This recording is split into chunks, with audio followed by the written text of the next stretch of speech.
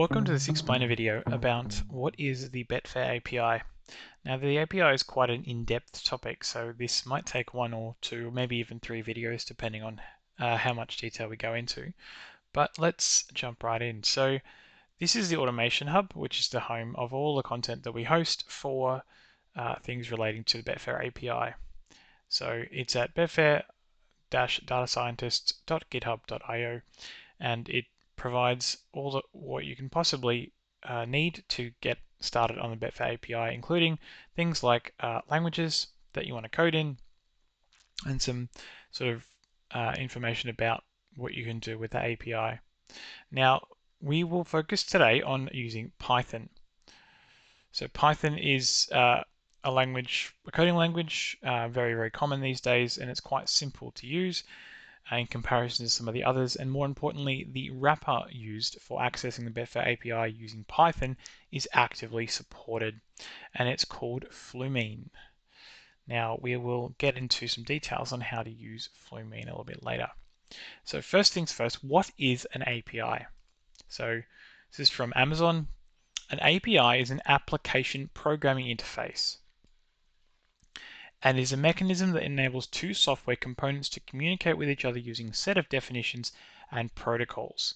Now, this video will be about explaining the definitions and protocols that are related to the Betfair API, and then you will need your own API key to interact with the Betfair API.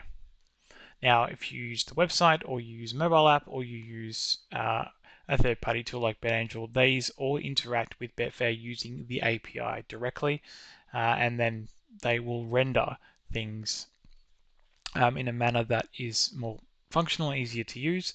However, in the back end, it is all just interacting with the API. So first things first, we're going to understand what you need to access the Betfair API, starting with a clean install. So Visual Studio Code is a standard free Windows code editor. So what we're going to do is we're going to install it. So you just find it in Google and then download it. I've already downloaded it, and we'll just install it.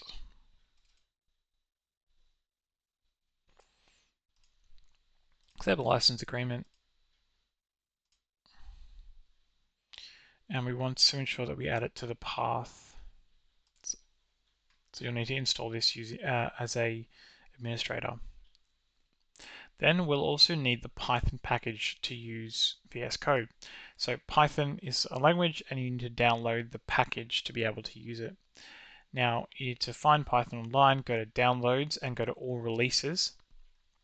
And need to look for Python 3.12.9, as currently Python 3.13 does not interact well with Flumine and is not supported, so we need 3.12.9. Cool, and we'll launch VS Code here.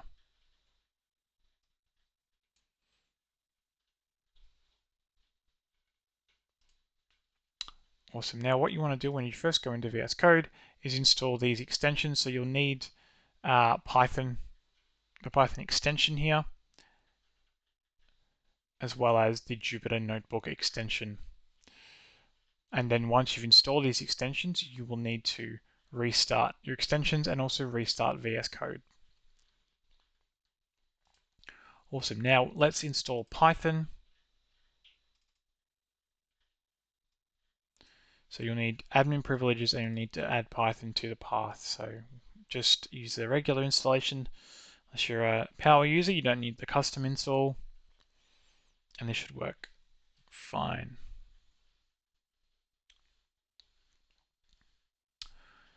Then once we've got this installed, we'll need to go and find our API keys.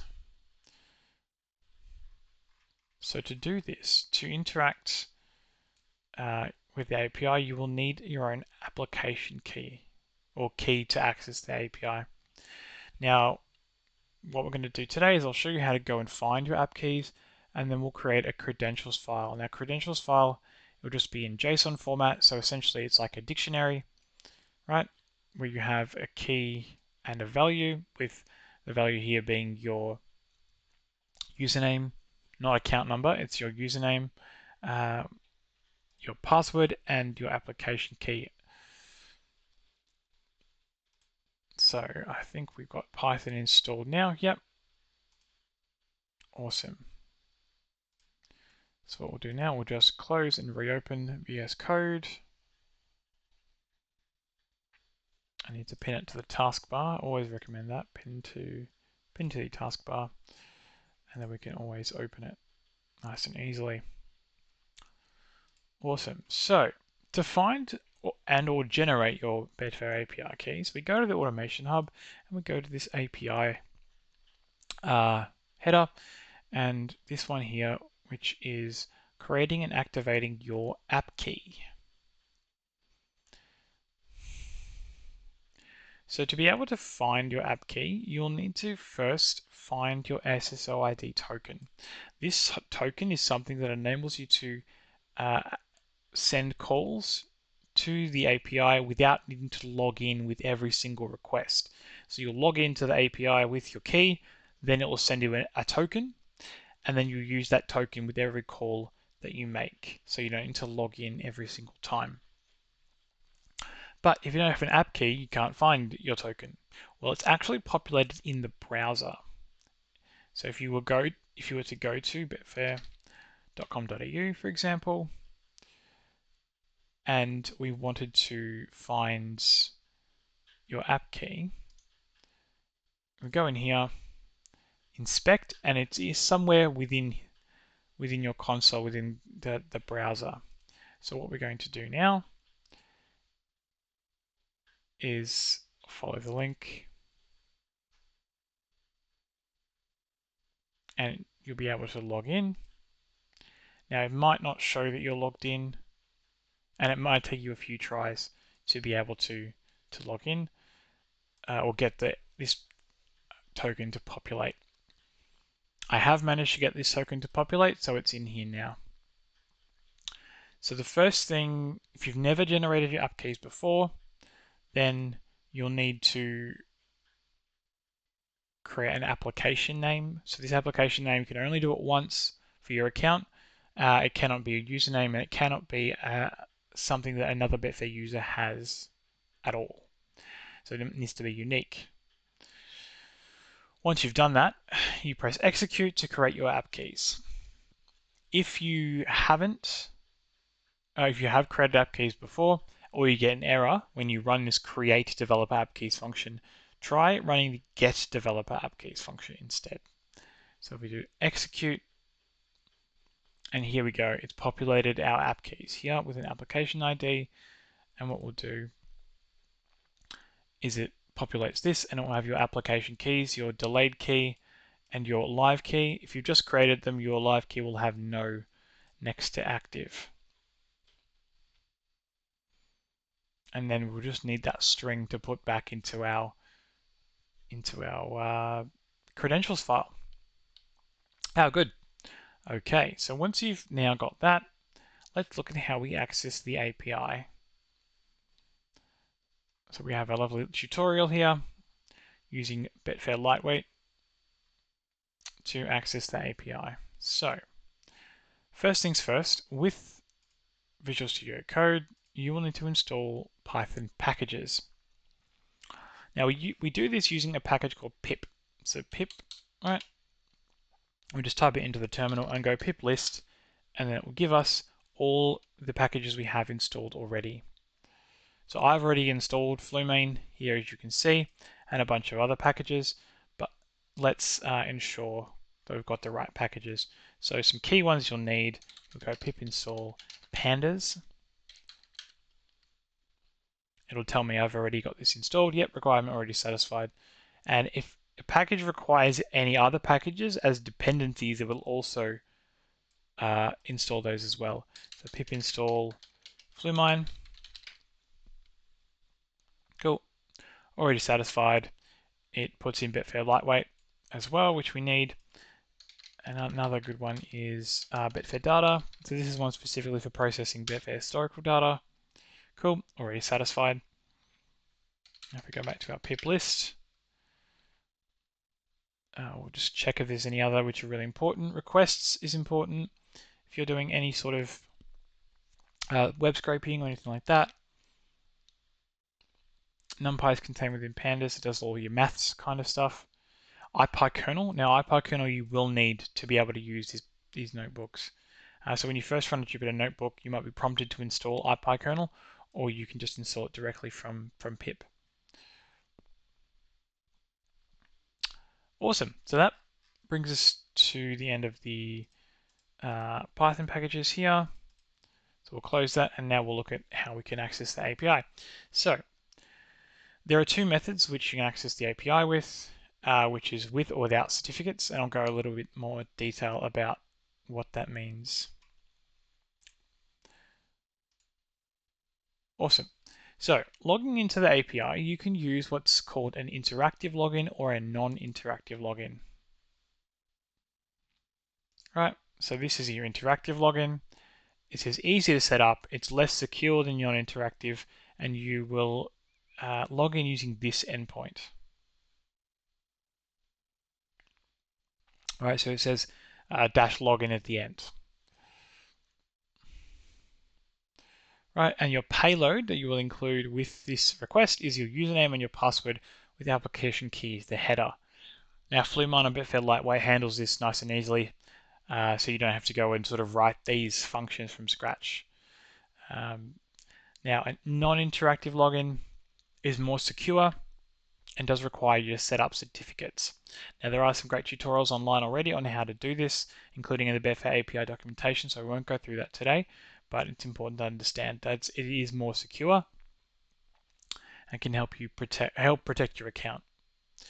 Now, we've got here some responses. So if you send this login request, you will receive a response, whether it's a success or a fail. And if you have a success, then the session token will be returned by the API. And you need to send the session token with every request call, which these API wrappers should handle silently. And as I said previously, if you as long as you return your session token with every API call, you don't need to log in every single time. In fact, if you try to log in more than 100 times in a minute, it will trigger a 20-minute timeout. Sessions will last 24 hours by default, and you can use a keep alive call to extend the session. So you can keep one session token going almost indefinitely. Now, some common errors that might be returned. So account already locked or now locked, you need to contact customer service. Pending password change, so you should log into the desktop site to reset the password. Actions required, log into the desktop and process any pop-ups. So this is usually like an annual deposit limit reminder or something.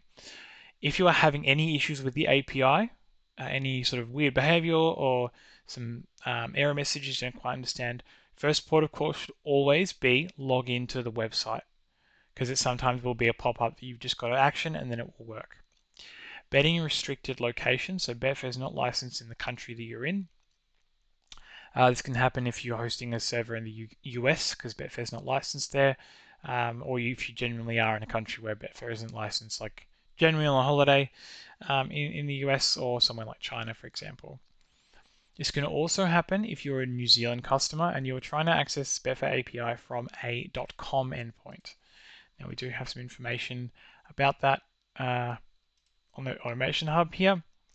So you must, all requests to Betfair from a New Zealand IP address must end in .com.au.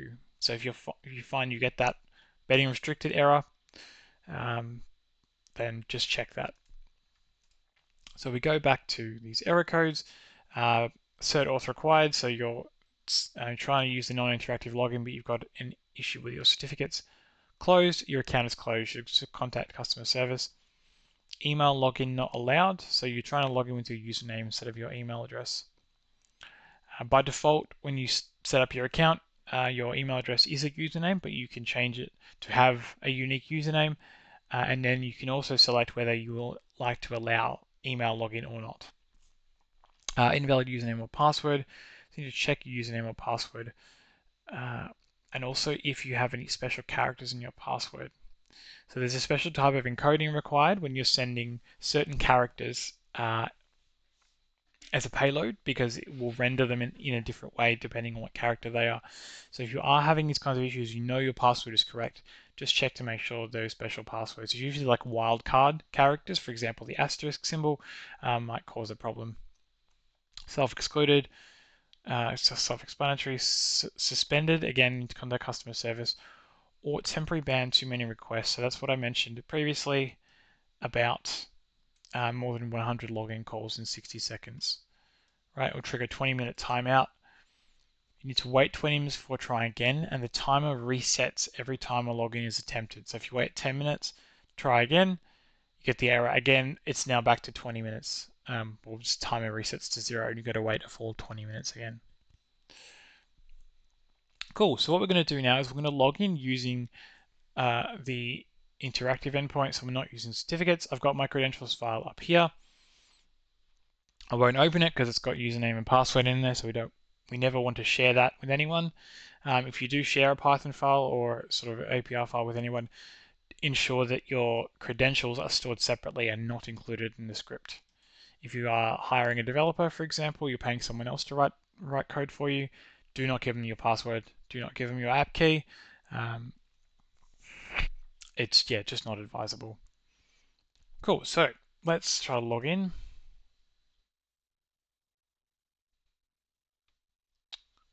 Doesn't normally take this long. Oh, file not found error. Cool. So I don't have the credentials file saved in the correct folder. That's fine.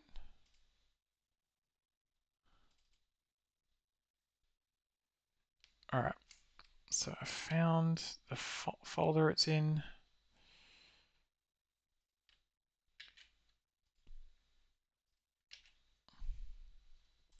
Cool. Let's try again. I've now put the credentials file in the right folder. There we go. I've been able to log in successfully.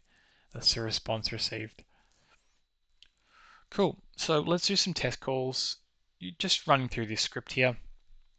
So this is a function called list event types. So event type is a sport, and we'll just return a list of all active sport IDs on the website. This is great. Australian rules, nice easy ones. Well, not an easy one, but it's pertinent to Australian customers. 61420. Horse racing is a 7. Soccer is a 1. Awesome. So let's have a look at getting some competition IDs. So this looks like to just, remove that. So we have looked up a market filter.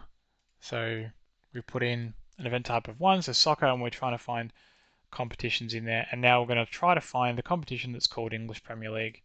There we go, and it returns the competition ID. Cool. Let's try to find what the sport ID is for horse racing.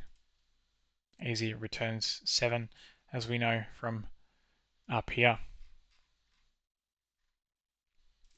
Cool. Now we're going to find a market filter. We're going to put in a market filter, and we're going to try to find all horse racing that's associated with Australia. Cool. So we print the thoroughbred event filter. But if we use this race types as well, we're gonna call flat. So this should filter out any harness races. Cool. And then let's find thoroughbred event filters. Awesome.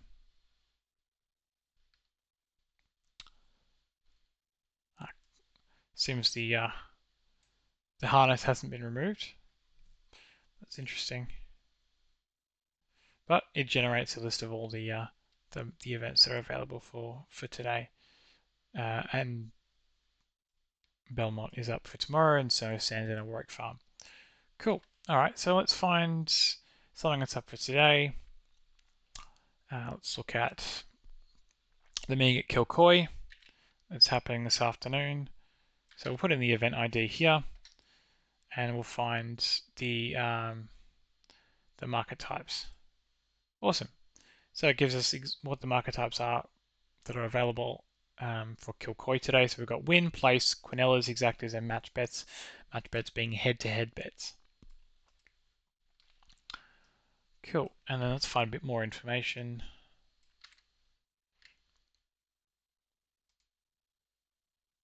Cool. So it gives us all the markets that are currently available, and then the market ID associated with it, and the total match volume on the market.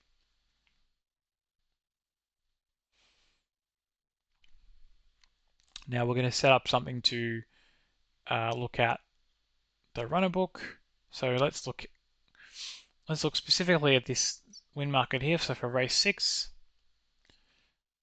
we'll take the market ID and we'll define this function that processes all the runner books, and then we're going to look at this market specifically and find out what's going on. Awesome. So this is what information we've returned from the API. So we've got all the selections in the race. It looks like there's 11 selections. Your best back price, your best back size, best lay price, best lay size. So we're saying that the best back price available is $3.75, and there's $19.88 available to back at that price. If we want to lay, $4.30 is the best lay price, and there's $50 available to lay. Last price traded, $3.25, and currently matched $7.99. The status of the runner, the removal date, and the adjustment factor. So here we can see 2 runners were removed earlier, right? So they've been set as removed. There's obviously no data on traded or matched because they've been removed or bets have been voided, and it shows when the runners were voided.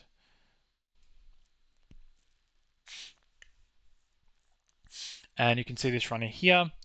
Last price traded is NAN, so it's no value, it's null, meaning this runner's had no volume traded on it at all.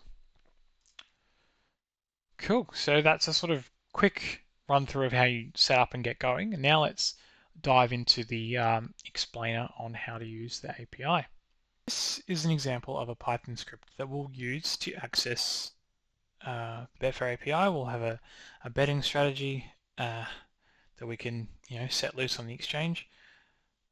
And I'll walk you through exactly what happens in this script here. So we have these packages that we import that we'll need further down the script. Things like JSON, pandas, etc., OS, CSV, and time. And we've got a bunch of other ones here that we import. So these are all Flumine objects that we'll need to use a bit later on. So the base strategy, which is the object which your betting strategy is contained within. The trade, market on close order, is what I'm going to be doing, placing a bunch of those. Market, which is to do with market catalogs, market books, etc. A streaming market filter, market book. I need to do some logging. Then date time, order dictionary. This is important for when we're doing notes. So if you have some different sub strategies, you can actually write notes to your cleared orders at the end. We've got logging controls, order types, and our background worker, which we'll get to later as well. Awesome. So first things first, we'll set up our logging file. We'll set it up to info. It's a good idea to set this to info when you first start off because it means that you'll won't have any. If you do have some issues, you'll have a lot of logging in there, so you can sort of deep dive. These are the field names which we're going to use for our cleared orders file. So we're going to ask it to write the bet ID, a strategy name, which will be the name of your Flumine strategy, market ID, selection ID, trade ID, date time placed, the price at which you were matched. So if you asked for $4 and it got matched at $5, you'd have a match of 5, price matched here. Size matched. This can be different if your whole order doesn't get matched. The profit, the side, elapsed seconds executable, so how long it was sitting in the market before it got matched, the order status, and any notes. So we're going to do some order notes down the end. So first things first, we'll load our credentials file to be able to access the API, and let's define some functions now. So this is a strategy that we're going to use based on the Betfair Hub predictions model. So I'll walk through in sort of the order that we need to understand them to sort of make sense of what we're doing here. So we're going to define this function called load cache ratings because it's the informal name is the cache ratings model. So this function will attempt to find the prediction model, and then we'll do some actions on it. So while true, so we keep trying this loop. We're going to try to load the cache ratings model using today's date. And then we're going to generate a ranking column. So we're going to group by market ID and then rated price, and then we're going to rank in order, ascending equals true. So with the horse with the lowest rated price will be rank 1. This method dense just means that if you have two runners with the same price, they'll each be the same rank. And then the one after that will be 2 ranks above. So if you have 2 horses rated at $3 and another horse rated at 5, the ranks will be 1, 1, 3.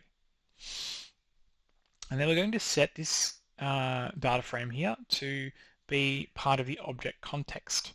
Now context is something to do with Flumine, and it is a dictionary.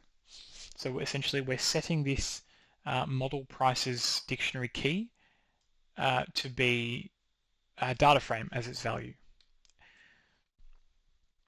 And we want to print it just so we know what it looks like. And then we'll return the object context. And we'll talk about how we load that in a bit more detail. And if there's an exception, so for instance it's 2 a.m. and today's ratings aren't loaded yet, it will sleep for 30 minutes before trying again. Cool. So here is our class, right? Our Flumine strategy. So we'll define the initialization. So we'll need context here, and we'll define self.context equals context. It helps till we refer to this within the function or the class. So we're also going to define this empty dictionary called markets bet into. Meaning I'm going to add a market to this dictionary once we've already bet into it, because I don't want to bet into it anymore. We've made our bets and we're done.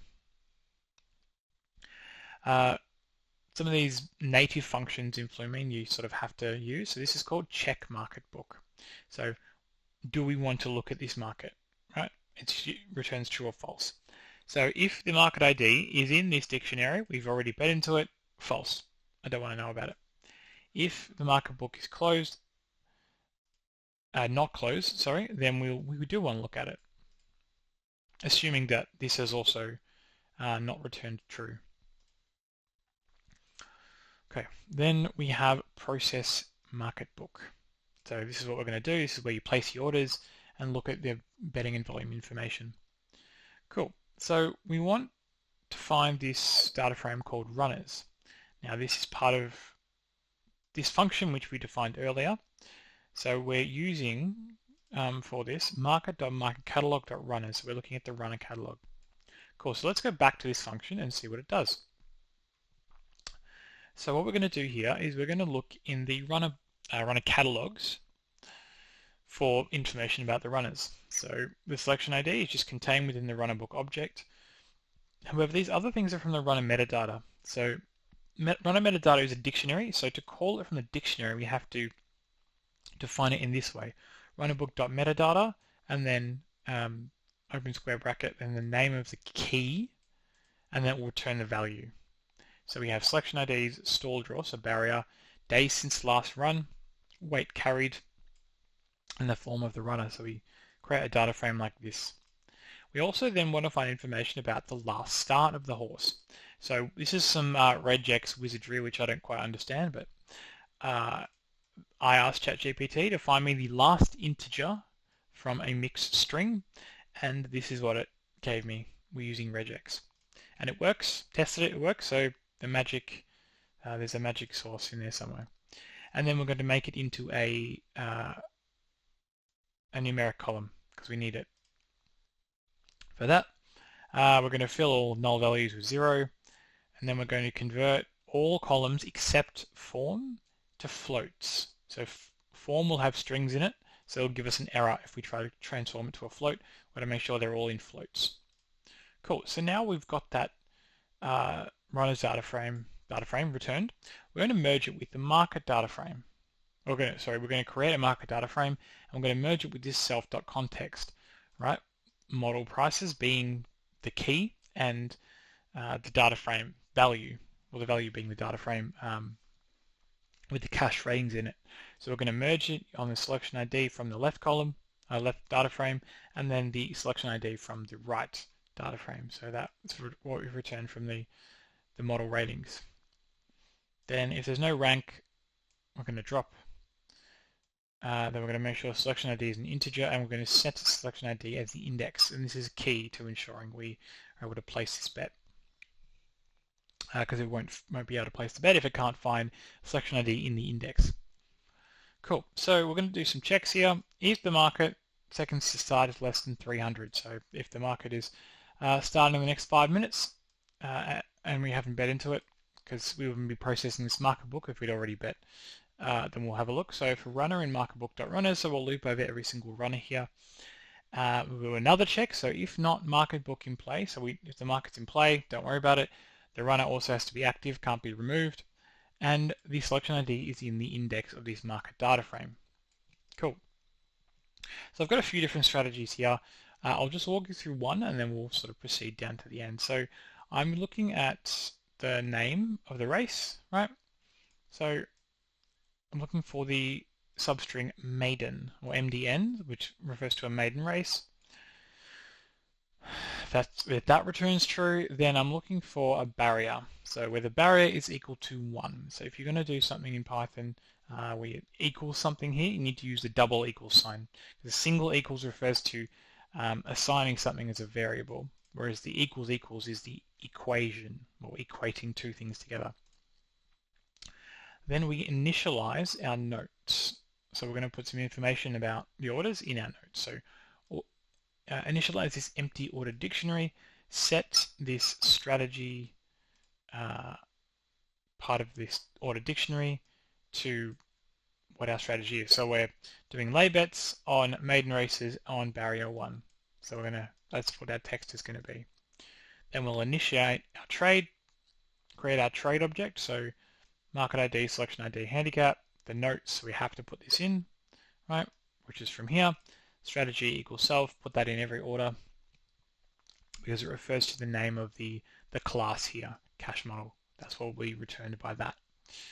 Then let's create the order. So we create an order, side equals lay, order type is market on close order, and liability of 2. That's all you need for market on close. Now if we wanted to do something different, like backing instead of laying, I'm going to use a proportional stake instead of a fixed stake. For a market on close order, we can do this. Say we're going to go 2 being our stake divided by our rated price, but we need to make sure we round it to 2 decimal places so that it's a valid stake size. If we wanted to do something like a limit order, then we can set a different price relative to a current price, and we can say find the next tick, and it will be able to do that for us. So once we've, if this condition fires and the order gets placed, then it will run through all of our different order scenarios that we've put in here. There's quite a few different ones. We'll then add this market ID to our dictionary, markets bet into, and we won't try to bet into it again. Cool. And if there is an exception of any type, you'll print the exception. Now, if you do, when you start the strategy up for the first time, Flumine in the background will call a market catalog in the background. It'll start the stream up straight away, but it may not have all the market catalogs loaded when you do some initial sort of processing of market books. So, for example, when you load the market book, the stream for the first time, you try this, and it will say none type object has no attribute runners. So it's saying the market catalog is none. This is just because it hasn't populated the market catalogs yet. This error takes 4 to 5 seconds, and then it'll run as normal. So just something to be aware of. Then I won't go too much into detail here, but essentially this is just listing cleared orders, listing your orders as they sort of settle, and our order notes is what we're going to look at the end. Cool. Now we've defined everything. Let's run our function. So this is something to run in only in the .py file. This won't work in a .ipynb file, but this is sort of Pythonic convention to run something like this. So we define our trade and our client and our framework, and then we add our strategy. So I've got it named as VIX seeding, but we can name it something else. It doesn't really matter. It's only used in these sort of first three here. So we're saying our streaming market filter with our event types being horse racing, country codes, Oz and NZ, market types for win, race types is flat. So we're going to put our max order exposure, so $10 is our max per order, although I'm only doing $2 currently as stake, so set that to $2, max trade count 5, because it is possible there could be up to 5 orders per selection based on all the different sub-strategies above. Max selection exposure will be 10, because again, could be 5 orders of $2 each. And we set our context, model prices, to be pd.dataframe. So we add our strategy, so this loads our strategy into our framework, this function, add logging control, which will load this class into our Flumine strategy or framework. Then we're going to add a background worker, so load cache ratings, which is the first function that we outlined. We're saying that the object is the VIX seeding strategy, or our cache strategy, and we're going to run this at an interval of 5 minutes, and we're going to start this after 5 seconds. And then we just go run, and it sort of runs as you need.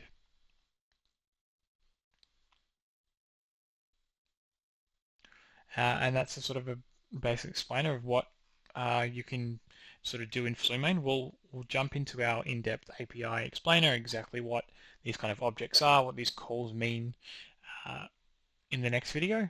And yeah, looking forward to see you there. The next video will be the in-depth API explainer. Maybe 2 parts, considering how much detail there is. Thank you very much.